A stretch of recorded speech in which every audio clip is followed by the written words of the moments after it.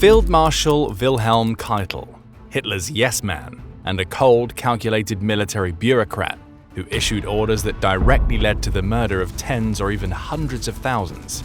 Him being sentenced to death by the International Military Tribunal at Nuremberg could hardly be deemed unjust. But his trip to the gallows turned from a swift act of cleanly delivered justice into a gruesome death. How did he end up as the victim of a botched execution? Born on 2nd of September 1882 in Helmscherode, Germany, Keitel was a career soldier through and through. He joined the Prussian army and then fought on the Western Front for the Imperial German Army during World War I. By the time the war ended, he climbed to the rank of lieutenant colonel and joined the Weimar Germany's Reichswehr. However, it was his involvement in the secret rearmament of Germany that attracted the attention of Nazi officials. In 1935, he was appointed head of the Reich Ministry of War's Armed Forces Office, Wehrmachtsamt, with the rank of lieutenant general. His loyalty and ambition caught the attention of Nazi officials when he passed on evidence that War Minister Werner von Blomberg's wife was a former prostitute to Hermann Göring, leading to Blomberg's dismissal and furthering his own career. In the pursuit for ultimate control over the Wehrmacht, Hitler saw Keitel, a man prepared to rat out his boss to further his own career and adhere to rules, a man whom Blomberg described as just the man who runs my office, as the ideally loyal senior officer he could control. So in 1938, Hitler promoted Keitel to Field Marshal and appointed him Chief of the Oberkommando der Wehrmacht, or OKW, a position in which he earned the nickname Lackeitell, a wordplay combining his surname with Lackei, German for lackey. Far from simply acquiescing to the Nazi regime's genocidal war and policies, Keitel was responsible for issuing and approving some of the most infamous criminal orders. He signed off on the Commissar Order, which instructed Wehrmacht officers and soldiers to summarily execute any captured Soviet political commissars. Demonstrating his deep belief in Nazi ideology, he ordered ruthless and energetic action, especially also against the Jews, the main carriers of Bolshevism. While he did not come up with the Night and Fog Decree, which dictated the secret arrest, deportation, and disappearance of individuals suspected of anti-German activities, Keitel expanded its mandate to all territories under German occupation. His special contribution to this decree was giving any prisoners not immediately executed over to the Gestapo, a fate few survived. He added the Commando Order to his repertoire in October 1942, instructing the Wehrmacht to execute all Allied Special Operations troops even when captured or arrested in full uniform. He continued to fulfill the duties of his position until the end, right up until he was arrested on 13th of May 1945, 5 days after signing Germany's unconditional surrender to the Allies. So when the International Military Tribunal convened for the first time on 20th November 1945 in Nuremberg, Keitel was indicted on 4 counts: conspiracy to commit crimes against peace, waging wars of aggression, war crimes, and crimes against humanity.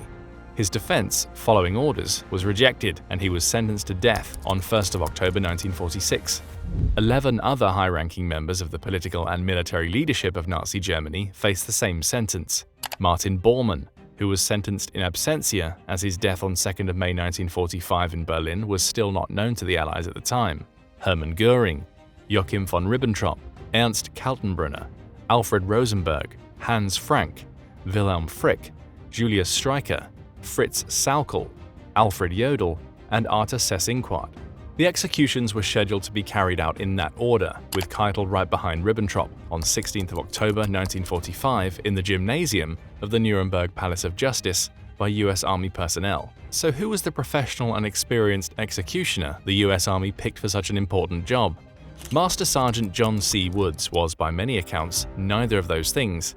A native of Wichita, Kansas, Woods spent a year in the US Navy between 1929 and 1939 before being dishonorably discharged for going AWOL, court-martialed, and diagnosed with psychopathic inferiority without psychosis.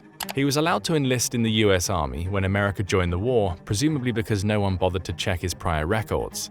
Assigned to Company B of the 37th Engineer Combat Battalion in the 5th Engineer Special Brigade, he likely landed on Omaha Beach on D-Day, but jumped at the opportunity for a safer job only a couple of months later when the Army sought volunteer executioners for soldiers sentenced to death for murder, rape, or desertion. The issue was that Woods' supposed experience in hanging inmates in Texas and Oklahoma was a fabrication. In a stunning omission of a background check, the Army promoted Woods to Master Sergeant and hired him as Chief Executioner. Later discovered records revealed he botched at least 11 hangings of US soldiers between 1944 and 46.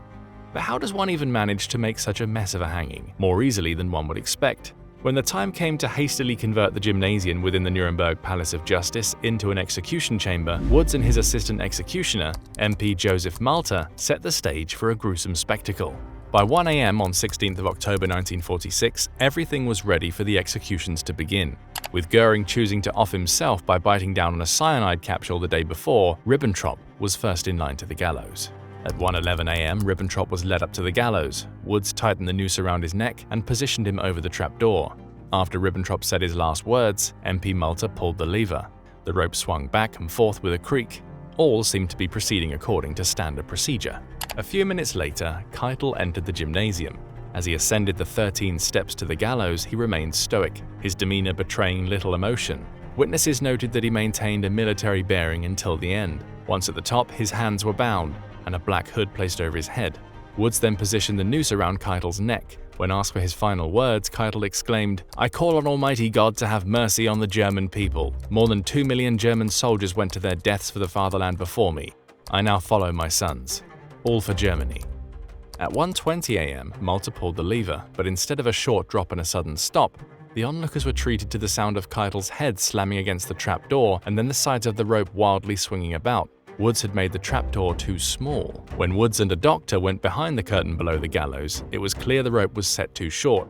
Keitel was convulsing as the rope slowly strangled him, his face mangled and bleeding. Meanwhile, Ribbentrop was still alive, also being slowly strangled to death. His official time of death would be recorded at 1:30 a.m. Keitel would struggle for another 24 minutes. The official time of death was 1:40 a.m. The rest of the executions went just as badly, with at least Frick also hitting their heads against the trapdoor and all dying from strangulation over a period of 14 to 28 minutes. The last was Artases Inquart, reported dead at 2:59 a.m. The bodies of all those executed together with Goering's were cremated at Ostfriedhof Cemetery in Munich, and the ashes were spread over the Isar River. Their deaths, painful and drawn out, ironically mirrored the suffering endured by countless victims of the Nazi regime's brutality, but in a way, they sullied what was supposed to be a final act of justice. One would expect Woods to be removed from his position for such unprofessional conduct, or at least to show some shame. Neither was the case. He continued to carry out executions of war criminals, badly, might we add, for several months. He bragged about his job in interviews, stating, "I hanged those 10 Nazis and I'm proud of it. I wasn't nervous. A fellow can't afford to have nerves in this business."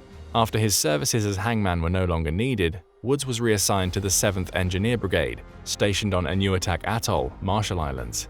He remained steadfast in his conviction that his was a job well done, adding 10 men in 106 minutes, that's fast work, and claiming that he carried out a total of 347 executions. The number was likely closer to 90.